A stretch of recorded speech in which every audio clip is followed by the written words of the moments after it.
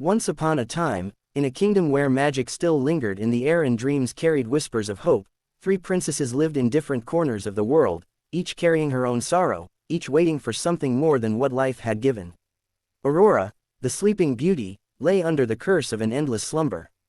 Her kingdom stood frozen in silence, the people waiting helplessly for the day their princess would awaken.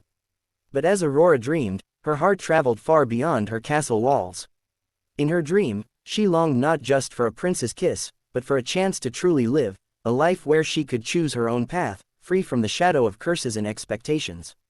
Far away beneath the sea, Ariel, the little mermaid, swam through the deepest oceans with a restless heart. She had given up her voice once before for love, but what she discovered was that true happiness could not come from losing oneself. Her sisters reminded her of the dangers of longing for the world above, but Ariel could not ignore the ache in her soul. She wanted to be heard, to be understood, and to belong somewhere she could call her own. And then there was Rapunzel, locked away in a tall tower hidden deep in the forest. Her long golden hair shimmered in the sunlight, a gift of magic, but to Rapunzel, it was also a chain. She sang to the birds, painted her walls with dreams of freedom, and counted the stars at night, wondering if the world outside was as cruel as the woman who kept her locked away claimed it to be.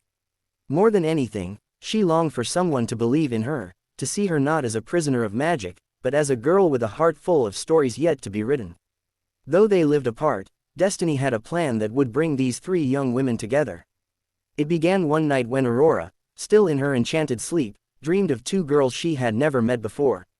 She saw a tower stretching above the trees and a mermaid gazing at the stars from the surface of the sea. She felt their sadness, their loneliness, and their courage. In her dream, she reached out to them. Somehow, in the realm where dreams and reality blurred, Ariel and Rapunzel felt her touch.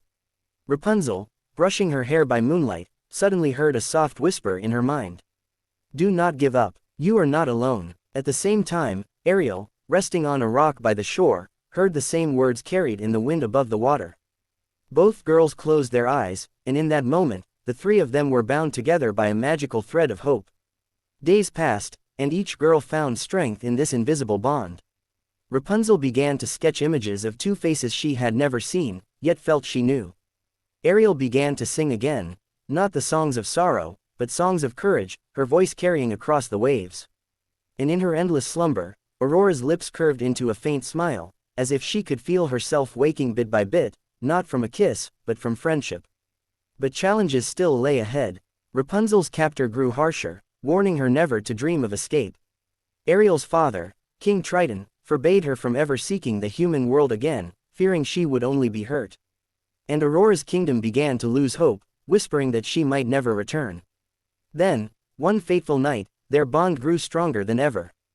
Aurora's dream world opened into a beautiful meadow where Rapunzel and Ariel suddenly appeared, no longer separated by towers or oceans. They embraced one another like sisters who had been apart for years. Together they walked, laughed, and shared their fears. Rapunzel spoke of freedom, Ariel spoke of finding her true voice, and Aurora spoke of breaking the curse that bound her life to a story she had no control over. It was in this magical dream meadow that they realized something. None of them had to face their struggles alone. Encouraged by Aurora and Ariel, Rapunzel one day tied her hair to the window and climbed down her tower. For the first time, her feet touched the grass of the real world. She stumbled, laughed, and cried, knowing she was finally free. Ariel, inspired by Rapunzel's courage, swam to the surface and sang so beautifully that her father finally understood.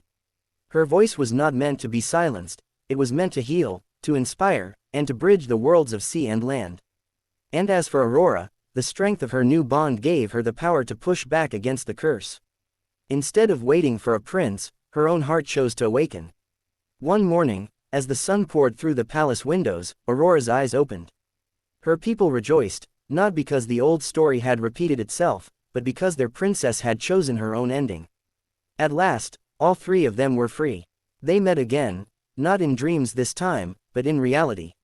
Rapunzel's laughter filled the castle halls, Ariel's songs echoed in the gardens, and Aurora walked among her people with the light of hope in her eyes.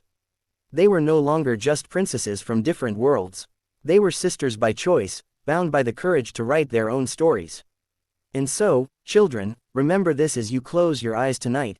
Sometimes the strongest magic does not come from spells, wands, or even fairy godmothers. It comes from friendship, from courage, and from the belief that even when you feel alone, someone out there is dreaming of you too. And with that, the meadow of dreams where Aurora, Ariel, and Rapunzel once met still exists, waiting for anyone who needs hope to find it. The end.